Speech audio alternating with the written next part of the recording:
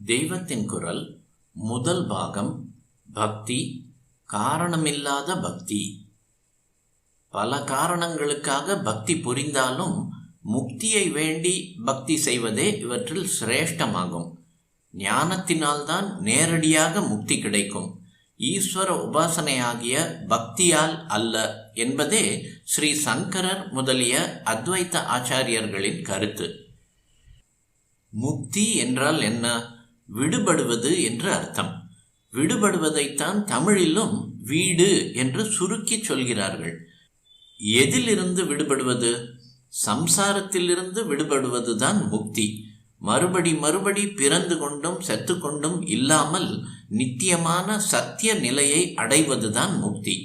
மனசு என்று ஒன்று இருப்பதால் தான் சம்சார பந்தம் தெரிகிறது. மனசு மறைந்தால்தான் பந்தத்திலிருந்து விடுதலை.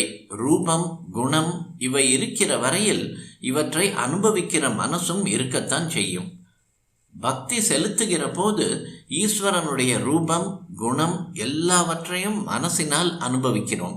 பக்தி நிலையிலும் பலவிதமான உணர்ச்சிகள், பரவசம், ஆனந்தம், அழுகை எல்லாம் இருக்கத்தான் செய்கின்றன.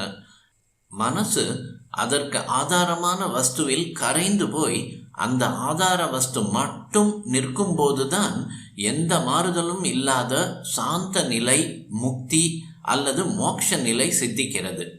இந்த மனசுக்கு ஆதாரமாக இருக்கிற ஆத்மா என்பது என்ன என்று அனவரதமும் விசாரம் செய்து கொண்டே இருப்பதுதான் ஞான மார்க்கம் என்பது.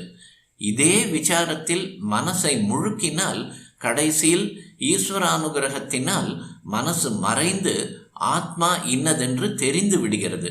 ஆத்ம சாட்சா்காரம் என்கிற அந்த நிலையே விடுதலை அல்லது முக்தி என்று தெரிகிறது. ஆனால் கோபாலகிருஷ்ண பாரதியார் பக்தி பண்ணி கொண்டிருந்தால் முக்தி பெறலாமே என்று பாடுகிறார். வைகுண்டத்துக்கு போவதுதான் முக்தி, கைலாசத்துக்கு போவதுதான் முக்தி என்பவர்களைப் போல் இவர் சொல்லவில்லை.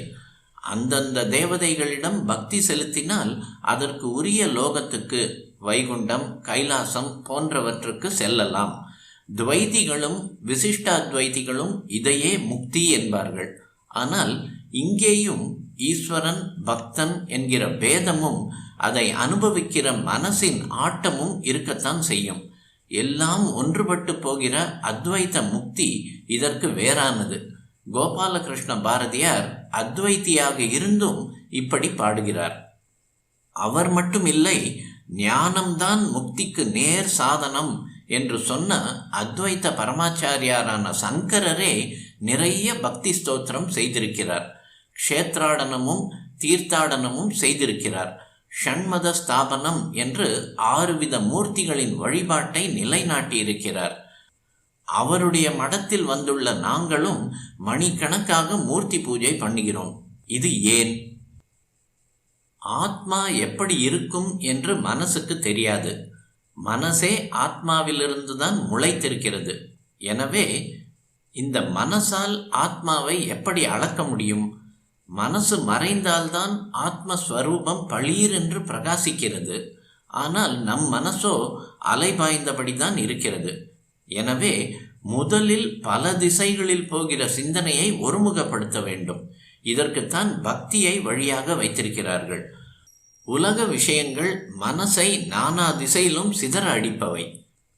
ஆனால் ஈஸ்வரனையே சிந்திக்க சிந்திக்க மனசு அவன் ஒருவனிடமே குவிந்து தைல தாரையாக, அதாவது எண்ணெய் பிசிறில்லாமல் கம்பியாய் ஒழுகுவது போல் அவனிடமே ஒருமுகப்படுகிறது. மனசு ஒருமுகப்படுகிற இந்த நிலை முற்ற மனசே மறைந்து போகத் தொடங்கும். இவ்விதமாக ஞானத்துக்கு பக்தியே துணை புரியும்.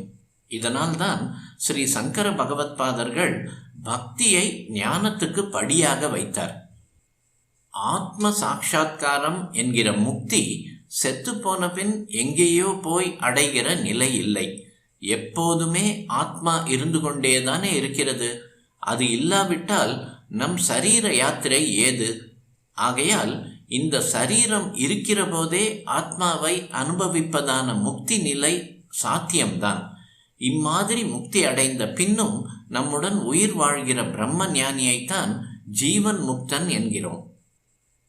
இப்படிப்பட்ட பிரம்ம ஞானிகளும் சிலர் பக்தர்களாக இருந்திருக்கிறார்கள். அதாவது பிரம்மத்தின் ஏதோ ஒரு தேவதா ரூபத்தில் எல்லையில்லாத அன்பை வைத்திருக்கிறார்கள். இவர்களுடைய பக்தி தான் காரணமில்லாத பக்தி. பக்தி செய்வதால் இவர்கள் பெறக்கூடிய பயன் ஏதும் இல்லை. ஏனெனில் வாழ்க்கை பயன்களில் எதற்கு மேலாக ஏதும் இல்லையோ அந்த முக்தி நிலையே இவர்களுக்கு சித்தித்து விட்டது. அதற்கு மேலாக அடைய வேண்டியது என்ன இருக்கிறது?